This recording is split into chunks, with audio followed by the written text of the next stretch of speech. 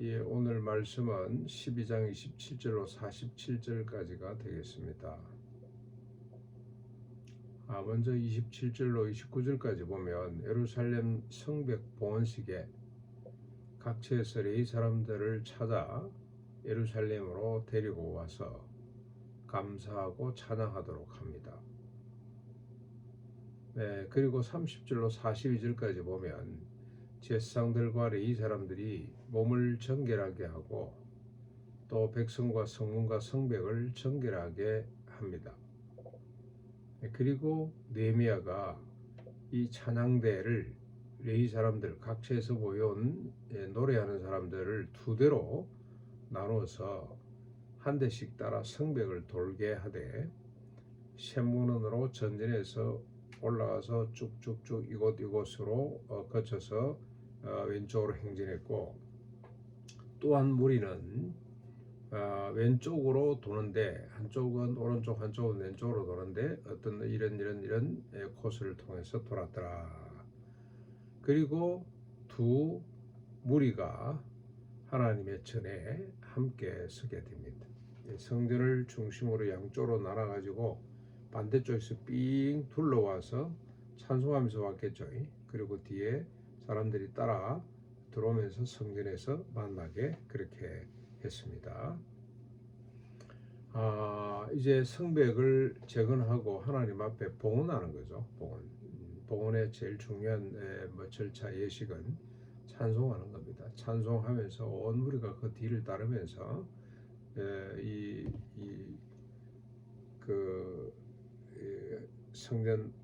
성벽이 완공된 걸 하나님 앞에 감사하는 거죠.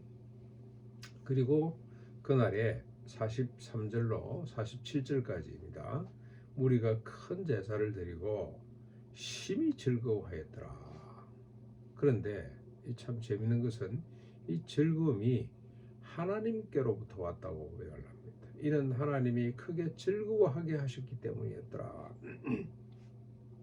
그들이 성벽을 완성하고 그리고 이제는 그 봉헌식을 하면서 레위 사람들 중에 찬양하는 사람들 성가대죠. 성가대가 쭉 앞에서 돌고 모든 반백들과 백성의 지도자들 백성들이 그 뒤를 따라 수편으로 날아가서 한 바퀴 돌고 오니까 하나님이 크게 그들을 감동시키신 거죠.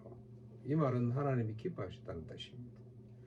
비록 우리가 군사적으로 정치적으로 경제적으로 보면은 작고 초라한 성벽이었습니다만은 그리고 예루살렘 성전도 제대로 그게 됐겠습니까? 정말로 참 인간적으로 볼 때는 형편없는 것이었지만 그래도 하나님이 그들 가운데 함께 하시고 하나님의 통치죠. 하나님 말씀이 회복된다는 걸 하나님이 너무너무 기뻐하셔서 그 모인 무리에게 그 백성들에게 큰 기쁨의 선물을 허락해 주셨습니다. 그래서 사실 우리의 감정도 하나님이 주시는 선물이죠. 선행은총입니다. 우리가 예배하면서 큰 감동이 있다는 것, 이것 하나님이 먼저 기뻐하시고 우리 때문에 예배하러 모인 우리 때문에 하나님이 기뻐하시고 우리에게 큰 감동을 주시는 거죠. 하나님의 나라를 사모하고 그 나라를 위해서 작은 돌멩이 하나 올리는 것, 이걸 하나님이 먼저 기뻐하시고 하나님의 기쁨이 우리 마음속에 전가되는 거죠. 왜 그렇습니까? 하나님이 이스라엘 백성들과 함께 하셨던 것처럼 하나님이 지금도 우리와 함께 내주에 계시기 때문에 우리가 하나님을 기쁘게 하면 하나님이 기뻐서 우리도 덩달아 기뻐지고, 우리가 하나님 말씀을 떠나고 하나님을 슬프게 하면 하나님이 슬퍼하니까 우리도 덩달아 슬퍼하는 거죠. 뭔가 기분이 안 나고 우울하고 의욕이 사라지고 하는 것들 다 원인을 우리가 하나님 편에서 먼저 볼 수 있어야 되고, 또 하나님이 왜 슬퍼하시는지, 왜 하나님께서 분노하시는지를 우리 자신에게서부터 찾는 자세가 필요합니다. 아무튼 이렇게 하나님으로 말미암아 큰 기쁨이 넘쳤는데 어린 아이까지 이 기쁨에 참여했더라. 그래서 그들이 즐거워하는 소리가 멀리서도 들을 수 있었더라고 기록을 합니다. 그리고 그날에 제사장들과 레위 사람들에게 돌릴 그 재물 처음 익은 것과 11조를 모든 성읍밭에서 거두어 곳간에 쌓았는데 이는 유다 사람이 섬기는 제사장들과 레위 사람들로 말미암아 즐거워하기 때문에 그렇다. 하나님께서 기뻐하시는데 또 그때는 제사장 중심이잖아요. 제사장 레위 사람들이 기뻐하도록 했더라.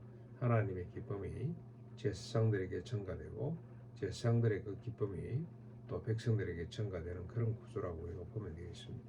근데 지금은 우리가 신약시대 만인 제사장설이죠. 루터 때부터 우리에게 주신 하나님의 큰 깨달음이고 선물인데 우리 모두가 다 제사장이고 레위 사람들이고 그렇습니다. 그래서 하나님의 그 기쁨이 우리에게 직접 전달이 되고 우리는 또 믿지 않은 사람들에게까지 기쁨이 전달돼 가는 거죠. 그래서 온 세상이 기쁨이 가득 차도록 하는 기쁨의 통로가 되는 겁니다. 이렇게 성전 그리고 성벽이 재건되니 그 규모는 초라하고 옛 첫 솔로몬의 영광을 아는 사람은 참 울 수밖에 없었지만 그러나 하나님의 임재와 통치가 회복이 되니 감사와 찬양이 흘러넘치게 된다는 사실을 우리가 확인할 수가 있습니다. 그리고 또 하나 이 레위 지파 중에서도 찬양하는 사람들이 이렇게 소중하구나. 성가대가 소중한 거죠. 찬양. 이 사람들은 전문적으로 찬양하는 사람들인데 모세의 율법보다는 다윗 시대 때 솔로몬 시대 때부터 조직된 이 편제된 구성원이라 할 수가 있는데 이 성가 하나님을 찬양하는 것만큼 중요한 일도 없겠다 그런 생각을 우리로 하여금 갖게 합니다.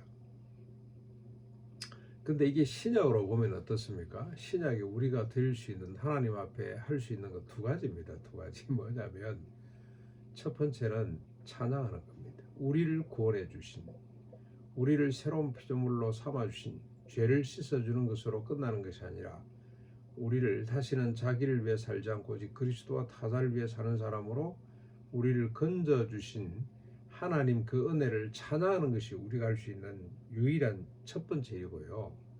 두 번째 일은 뭡니까? 감사, 우리의 이 구원을 자랑하는 것, 주변 사람들에게 나눠주는 거죠. 나눔의 제사, 선행의 제사입니다.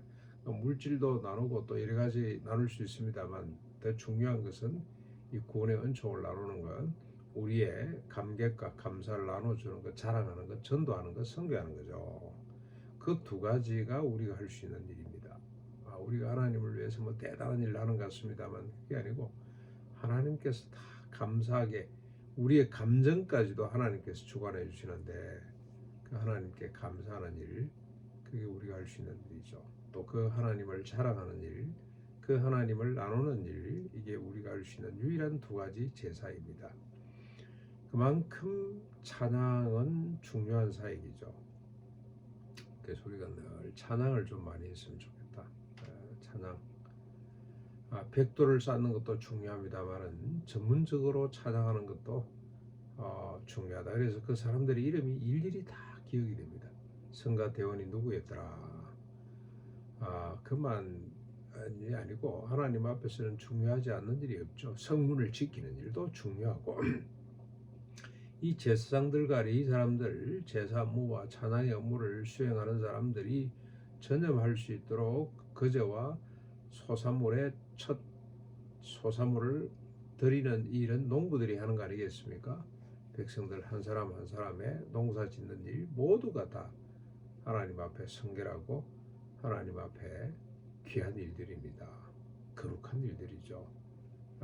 그래서 그 한 사람도 빠짐없이 이름을 다 열거하고 있다는 거 얼마나 이게 감동스러운 부분인지 모릅니다. 오늘도 우리의 이름이 하나님의 이 역사책에 하나님의 기록에 올라갈 수 있기를 바랍니다. 그리고 영원한 하늘의 생명책에 우리의 이름이 기록되는 것으로 인해 하나님 앞에 감사할 수 있기를 바랍니다. 하나님 중심 임재와 통치로 돌아설 수 있기를 바라고, 그래서 하나님의 은혜로 하나님께 감사하며 찬송하는 그런 삶을 살아낼 수 있기를 주님의 이름으로 축원합니다.